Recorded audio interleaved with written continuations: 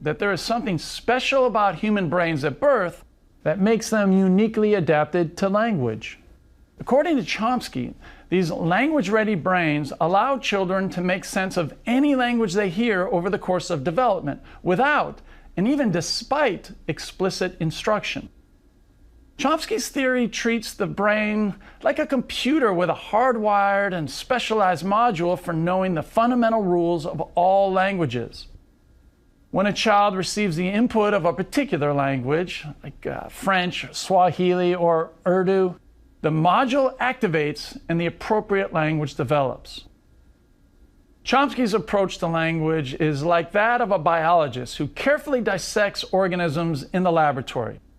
Such an approach is great for describing the basic structure of a thing, but not so great at understanding how the thing actually behaves in the wild. This realization has led to a shift away from Chomsky's approach of describing the structure of language in isolation to an approach that explains the function of language in context. One big consequence of this shift has been to bring language back to its natural habitat, the human body.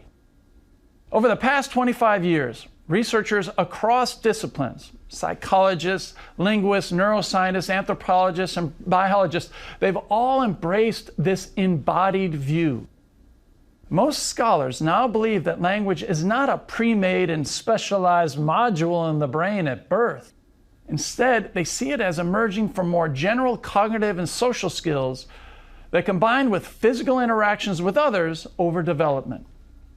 Bringing language back to the body, its original home, has renewed interest in the evolutionary origins of language. Have you ever been curious about the first humans to use language?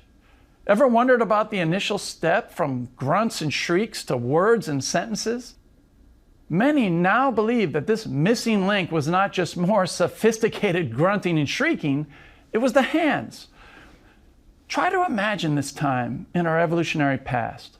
How might have gestures functioned as an early precursor to language? One basic function of gesture is to represent things in the non-here and now. Our ancestors could point to places out of sight, over a hill or in a cave, and they could imitate actions on non-present objects, flinting two virtual stones together. Those things are hard to represent with grunts and shrieks alone. The example of the stones reveals another powerful use of gesture. It's one thing to communicate how to build a fire using actual rocks. It's another to do it with imaginary rocks. Gestures require a cognitive inference. The hands do not contain rocks. They are symbolically used to represent the holding of rocks. This representational nature of gesture is at the core of all linguistic communication. Symbols are not things. They stand for things. And what's interesting about gesture symbols is that they are more iconic and therefore less arbitrary than spoken symbols. Given that iconic symbols are easier to understand than arbitrary ones, gestures may have been the first bridge from acting on real things to using symbols for things. Now, this claim about the body being the first rudimentary form of language is not entirely new.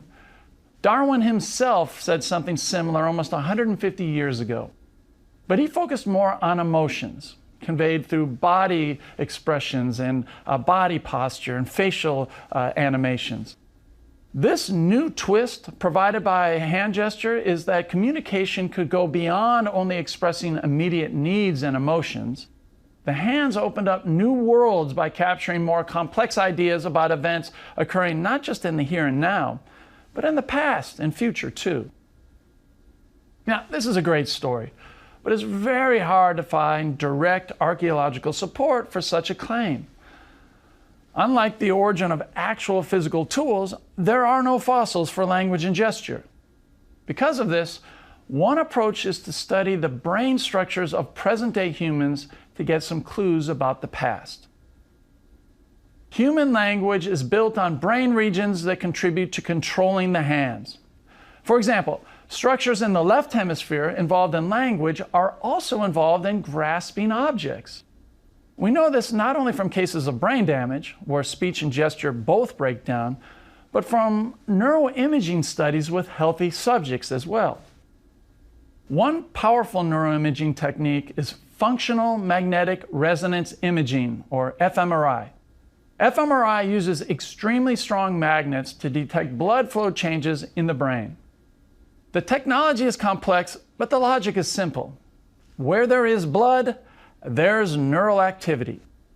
Using this logic, dozens of fMRI studies have shown that traditional areas involved in language that are located in the left hemisphere are active when people engage in spoken language and manual reaching behaviors.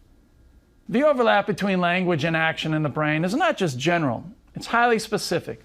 We know from the pioneering work of American-Canadian neurosurgeon Wilder Penfield that the human brain is organized in a topographical way, like a city with distinct but interconnected neighborhoods.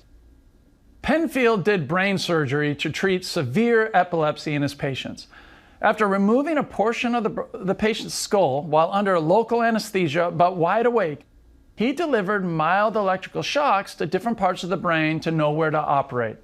So if he stimulated the part that controls the right hand, patients would move that hand involuntarily. And if he stimulated the part that controls the right foot, patients would move their right foot. Decades later, Friedman Pulvermuller of the Free University in Berlin showed that language was also mapped onto motor areas in the brain.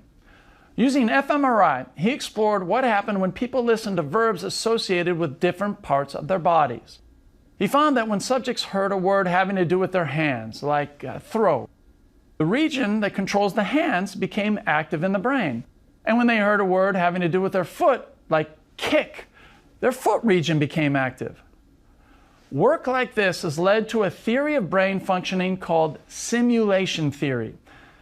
This states that one way we understand language and concepts more generally is by neurally simulating how we would actually interact with real objects in the world. So language uses the body just as much as the body uses language. This neural link between language and the hands is perhaps most apparent in the case of sign language.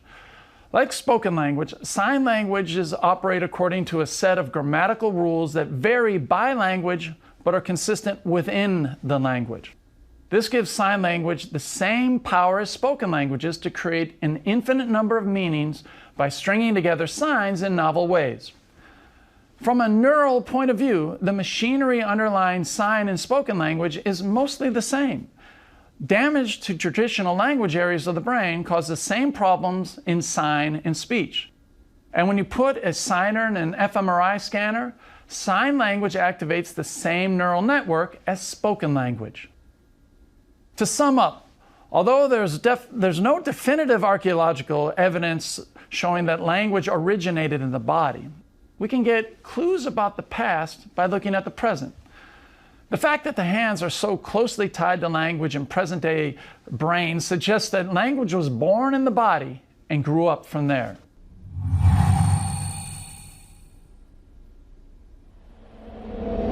Let's look a little closer at present-day behavioral fossils for language. If gesture is still linked to speech in current language use, this would suggest an even tighter relationship in our past. Research shows that people of all ages, languages, and cultures gesture when they speak. In fact, children gesture before they speak. And these early gestures don't seem to be random hand waving. Delays in gesture often lead to delays in speech. And in many cases, absence of gesture can be a diagnostic feature of language and social impairments like autism. Gesture accompanies the nearly 7,000 distinct spoken languages documented in the world. And it's not new to the scene. Gesture has been depicted in religious art for millennia in all parts of the world. And the famous Roman orator Quintilian even wrote a textbook almost 2,000 years ago on how to effectively use hand gestures when giving speeches. If you've ever used the OK sign, that would have gone over very well in ancient Rome. Not only are gestures so widespread, but they spring up in the most unexpected places. For example, let me ask you a question, and be honest.